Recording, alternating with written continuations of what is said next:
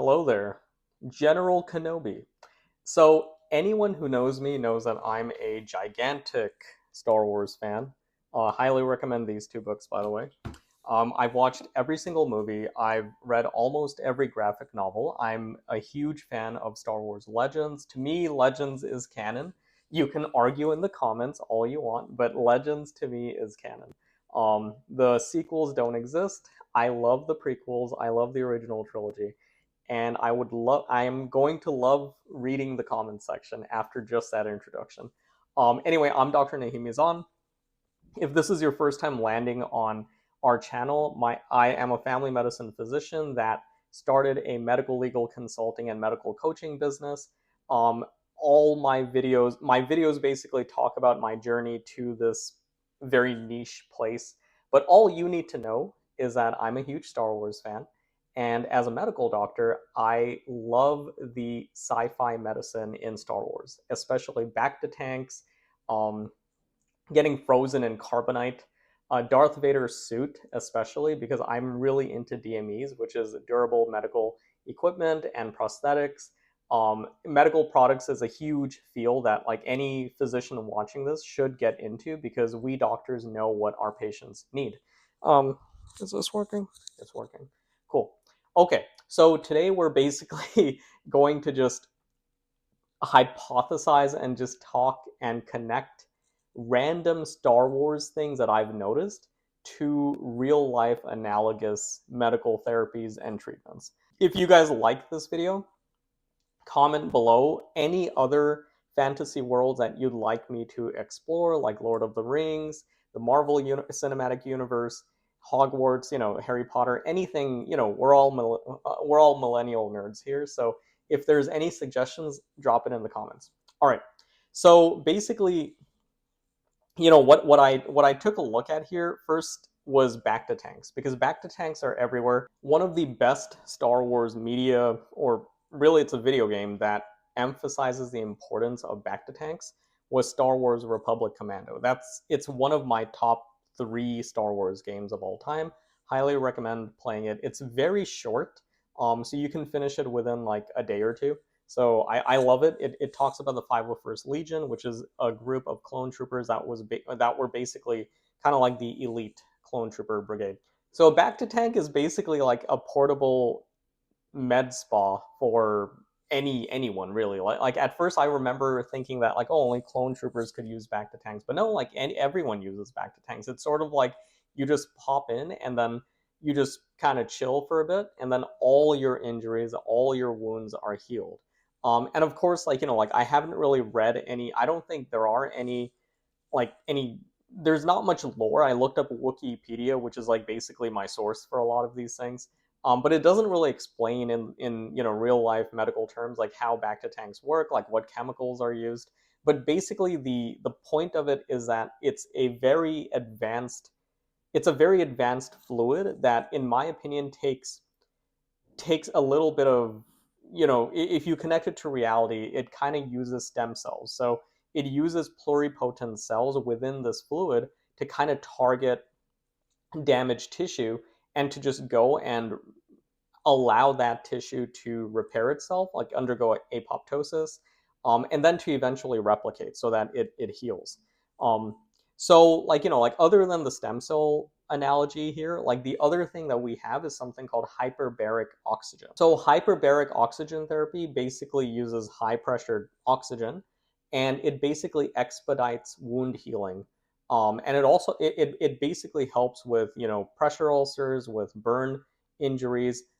It can even help with like infection and like carbon monoxide poisoning. So we use hyperbaric oxygen quite a bit.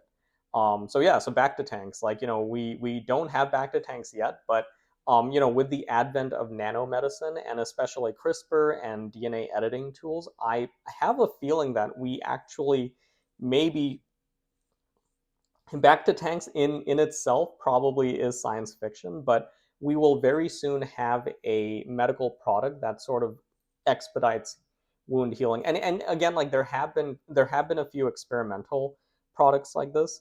And if you're into Futurama, like there's that one goop that they put on everything. But yeah, like Bacta tanks are fantastic. I wish they existed. I wish I could have one for my own clinic. Yeah, all right. Okay, so next, and this is like, I guess, a controversial topic, midichlorians. I am a weirdo and I love the concept of midichlorians in the Star Wars universe. And I think the hate that midichlorians get from both Star Wars, like super duper hardcore fans, but also like, just the ones who watch, the fans that just watch the movies, is that they think it's like mitochondria, right? So yes, like I think George Lucas was thinking like, hey, it sounds, like let's use mitochondria, but in a science fiction way, to explain how intelligent species commune with the Force and how they use the Force.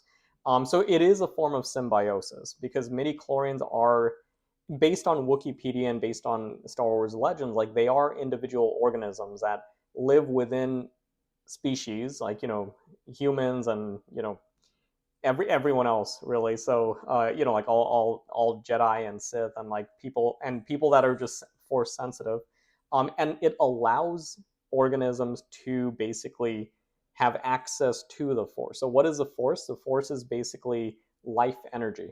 Um, and those who have midichlorians in their system, like if you go above a certain minimal amount of midichlorians in your system, you can now use the Force, or you can commune with the Force. And this is why the story of Anakin Skywalker is so intriguing, because he was made of the Force. And like we can talk about that in a future video, but all you Star Wars fans out there know exactly why Anakin is so important to this whole lore of midichlorians. um, Look up Darth Plagueis and Darth Sidious and how they led to this. Anyway, so in real life, we have mitochondria. So mitochondria are the powerhouse of the cell, right? So they create ATP. So ATP is adenine triphosphate, and that's basically what gives us energy.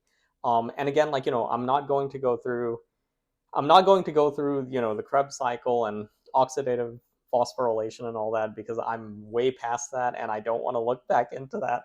But mitochondria basically allow all of our cells, most of our cells, pretty much all of our cells, to create energy. So midichlorians, similar but very dissimilar to what we have mitochondria. All right. So next we have Darth Vader's impressive power suit.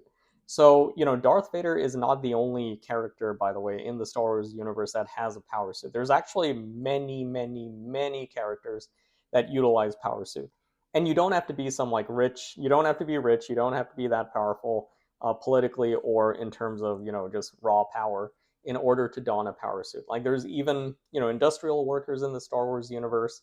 There are prison guards. There are, like many different people use power suits simply because it's sort of like an exoskeleton. It allows people to do their job a lot better. Darth Vader's suit, however, is extremely special because it was crafted by Senator Palpatine, or also known as Darth Sidious, in order to, number one, allow Darth Vader to have his limbs again, since Obi-Wan famously sliced off his limbs, and when he had the high ground on Mustafar. But it's basically a combination of prosthetic devices and a ventilator system. And it's actually, and there's a lot more to it, by the way. Like any bigger Star Wars fan than I am, please explain to me like all the different aspects of Darth Vader suit, because I love it. I absolutely love the design. It has like aspects of that part of Germany, that time period of Germany, and the samurai period of Japan. And it also has like this sort of like techno, like this sort of steampunk aspect to it, like American industrialism. So I think it's a great, like just amalgamation of different design theories put together into a suit, into a usable suit. Anyway, so his suit is basically a high-tech ventilator and prosthetic combo. And we already actually have very advanced prosthetics and life support systems. However, keeping someone alive after being burned and losing multiple limbs, we don't really have something as powerful as Darth Vader's suit in today's world. And again, like his breathing is simply because it's sort of like the way that his ventilator system works is that instead of it being intubation, it's sort of like CPAP or so CPAP stands for um, continuous positive airway pressure, um, I believe, and so basically it forces oxygen and air into a person. So CPAP machines are used for people that have like OSA, obstructive sleep apnea. If you snore a lot, like CPAPs are really useful just to get a good amount of oxygen. And there's another device called BiPAP, and BiPAP devices kind of work in a similar manner. But again, like it's so uncomfortable that usually patients have to be sedated for a bit. So Darth Vader's suit kind of solves that problem. Again, it's very cool, and there are periods, however, where the Darth Vader takes off his suit. Like he goes into his meditation sphere or orb, and but again, like that's part of that. That actually helps Darth Vader, live with the pain, and basically enhances his you know anger and hate, which helps him increase his Sith abilities or his communication with the dark side of the Force. All right, and lastly, we have being frozen in carbonite. So Han Solo was famously frozen in carbonite in The Empire Strikes Back. There have been quite a few people that were frozen in carbonite. Like if you watch the cartoon series of the Clone Wars, I think in Rebels as well, there was someone who was frozen in carbonite. It seemed to be a thing that they just did. And the reason why they did it to Han Solo is because Darth Vader and the crew, they basically wanted to transport him back to Jabba the Hutt. And so they first, they basically wanted to test it on Han Solo. Thankfully, it was successful, and he later on was okay. But ultimately, they wanted to freeze Luke Skywalker. And so anyway, so Han Solo was frozen in carbonite. Later on, he was revived. It was fine. But do we have anything similar to being frozen in carbonite? Like basically maintaining your vitals, but basically being in a forced comatose state? The answer is yes. So interestingly, we have something called induced comas. So, a lot of times, especially for diseases where the mortality rate is near 100%, think rabies, we actually have ways to put humans in a coma.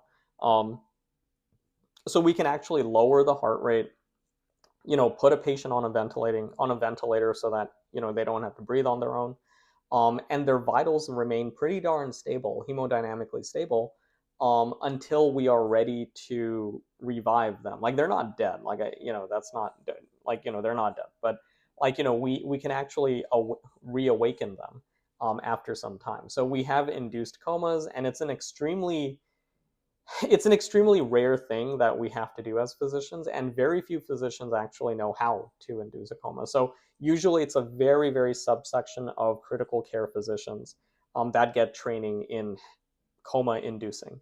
Um, and the other thing we have actually is something called cryonics. So cryonics, I was really into this when I was like a teenager because I thought, oh my God, you can live forever, and like you can get woken up again like 1,000 years from now. Like what was that really good movie, Demolition Man, with like Sylvester Stallone, right? So the three seashells. That's yeah.